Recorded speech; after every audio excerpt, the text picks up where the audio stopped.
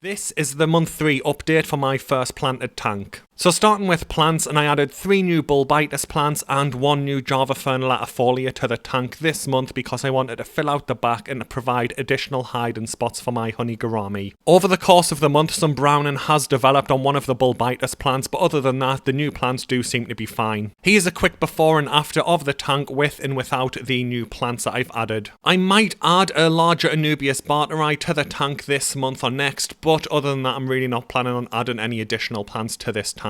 The restricted photo period for the tank during month 2 definitely does seem to have helped deal with the algae breakout that I had, and there's really not much algae left in there. In addition to the photo period, the cherry shrimp, Amano shrimp and pest snails have definitely been helping clean up all of the remaining algae in there, so I'm quite happy with the algae state of the tank. With most of the algae in there being gone now, I did return the tank to the default 24-hour lighting setting on the Nicrew C10, and I'm happy with how everything's going. There is this one patch of hair algae in the tank that I just can't get rid of, but I just manually remove it every few weeks, and I'm happy to do that moving forward. With the algae being gone, I have started to re-dose the tank with the Tropica liquid fertilizer, and right now I'm adding it at least 5 days per week because some of the plants are starting to get little holes in their leaves. There are a bunch of pest snail eggs on the plants now as well, but I don't think this is going to be causing many problems, so I'm just going to leave them in there for now. The Anubias that melted a few months back has been shown slow and steady growth again for the 2nd month in a row, so I am happy with how it's progressing. I got this comment on one of my videos about how the water hardness in my area may be the reason my Anubias melts on me, and it could be true because the people who I've asked about their Anubias all live in my area and all have the same water parameters out of the tap. But in all honesty, I really don't understand water chemistry and water science enough to say yes or no with this, but it is something I'm paying attention to moving forward. Unfortunately, the other Anubias that seem to have actual rhizome rot rather than just Anubias melt isn't showing any signs of life, and I've pretty much wrote this one off. It just seemed to have completely rotted away now. The Java moss in this tank does seem to be responding really well to the increased photo period and the liquid fertilizer dosing, and it's seen a ton of growth this month, and my cherry shrimp seem to be very happy with that. This is a before and after of the Java moss in this tank just to show how far it's came in these 3 months. I've also found this tiny little slither of Java moss on the side of the main piece of driftwood that seems to have taken hold and is slowly expanding, and I thought it was really cool, so I wanted to share it in the video. My Amazon frog bit is really enjoying the increased photo period and liquid fertilizer, and its growth is insane now. It really is rapid. Its growth rate is so fast right now that I'm actually trimming its roots twice a week, or else it'll just take over the swim space for my tetras. I'm also removing a decent chunk of the tiny little baby frog bits in the tank each week now as well because it just doesn't stop propagating. I am seriously considering just drastically reducing the amount of Amazon frog bit in this tank to help with the maintenance time required for the tank because the new filter on it does seem to be keeping the water parameters stable. I am planning to keep this tank set up as it is for at least 12 months, but then I probably will look to rescape it into a dirted Wallstad style tank or a father fish style setup. So moving on to the fish, and unfortunately I lost 1 neon tetra and 1 honey Gourami this month. The neon tetra that I lost is the same one I shared this photo of in last month's update with the curved spine, and that curve just got worse and worse and worse, and unfortunately the fish didn't make it. Thankfully my other neon tetra all seem fine, and I am checking them on a regular basis, but I think that curved spine issue was an issue with genetics to that specific fish because I can't see problems in my other neons. The remaining honey Gourami in this tank really hasn't been acting like itself for about 2 weeks, and it's only recently started to eat food consistently again, so thankfully it is eating again, and it does seem to be through the grieving period. My Corydoras have just been busy doing Corydoras things, mainly looking for food and chilling out and resting, but I did manage to catch this little clip of all 3 of the Corys in this tank huddled up and cuddling, and I thought it was really cute. I also managed to catch this little clip of a Lady in the Tramp moment with 2 of my Corydoras on a Friday treat day of bloodworm, and I thought this was cool and wanted to show it as well. I do have some baby albino Corydoras in quarantine right now to add to this tank. Originally there were 3, but unfortunately 1 hasn't made it, and it just seemed weak from the very start. I will be keeping the 2 baby Corys in this quarantine tank for at least 1 more week, and then I will be adding them to the 29-gallon tank to live with the other Corydoras that I keep. Some of my chili rasboras in this tank are finally starting to get that deep red coloration, so it does seem that they are starting to settle into the tank at last because it's been months. So moving on to the shrimp, and I really haven't seen the 2 Amano shrimp in this tank much this month, but I have seen them in the shadows now and then, so I do know they are both still alive. My cherry shrimp have been breeding like there's no tomorrow, and I've honestly lost count of the number of cherry shrimp in this tank now. As I mentioned in last month's video, I did see 1 or 2 of the baby cherry shrimp then, but there is multiple broods in there now, and it's obvious to see them. One interesting thing, considering this is a community tank that does have some pretty large fish relative to cherry shrimp in there, the shrimplets just don't seem to be fearful at all, and they just walk around on the substrate and chill out. Another thing that's pretty interesting is that I've never actually seen any of the fish in the tank try and eat any of the shrimplets, even though they are in plain view right in front of some of the fish. The breeding rate for these cherry shrimp may be a problem as their numbers expand, but I am going to be building out a 40-gallon guppy tank soon, so I will be able to move some of the cherry shrimp across to that, but I'm really not sure what to do with the cherry shrimp population. So moving on to water parameters, and these are the current water parameters for the tank, and I'm really impressed with the All Pond Solutions HOB 500 filter that I added at the start of the month. It really seems to have got to work very quick, but full disclosure, I did add these little bacteria ball things, and I really don't know what they do, but they seem to have really helped. Water parameters have been very stable this month. This is the setup that I'm using for the filter, so it's basically coarse foam in the top, then medium and fine foam in the first tray, and then some biogravel in all of the other trays. There's also an intake sponge filter on here that I'm cleaning once or twice a week because the small particles of the driftwood in the tank seem to clog it up and interrupt the water flow, but other than that I haven't done any maintenance with the filter. Now I know that biogravel is a controversial product and I will be monitoring the water parameters and reporting on it with each monthly update, but so far I am quite happy with it, and I do hope that over the coming months it will be able to help deal with the nitrate levels in the tank. I did find the Plant Life Project YouTube channel this month, and I've been binge watching a lot of videos, and I'd highly recommend them, and they've definitely got me interested in keeping house plants like pothos in aquariums to help deal with nitrates. Depending on what happens with nitrates in this tank moving forward, I might just start adding some pothos to it to help manage them. But this month I haven't done any water changes to the tank, but I have been adding some water top-ups just to replace the evaporated water in there. So moving on to feeding my fish, and I'm really happy with the feeding schedule that I have for this tank right now, and all of the fish seem to be happy and thriving. Due to this being a community tank with different species of fish that are very different sizes, I am using different foods for different purposes. In short, I use the NT Labs micro crumb every day as a staple food for my chili rasboras, but my neon tetras do eat it sometimes. I also add at least 1 cube of frozen daphnia to the tank every day for the neon tetras, but sometimes the honey gourami and the chili rasboras pick at it too. The main food for the full tank is fluval bug bites tropical granules because my honey gourami, corydoras and neon tetra all pick at it, and my shrimp eat it too. I do use bloodworm as a treat food once per week as well, and my fish seem to really enjoy it, but I am going to start trying brine shrimp as well. I was a little worried about how so much food would affect the water parameters in the tank, but so far this seems stable, so I'm happy, and I'm going to just keep moving forward with this feeding routine. Anyway, that brings this month's update to an end, and I'm really happy with how the tank's progressing, to be honest, and I'm really looking forward to seeing what happens in the future.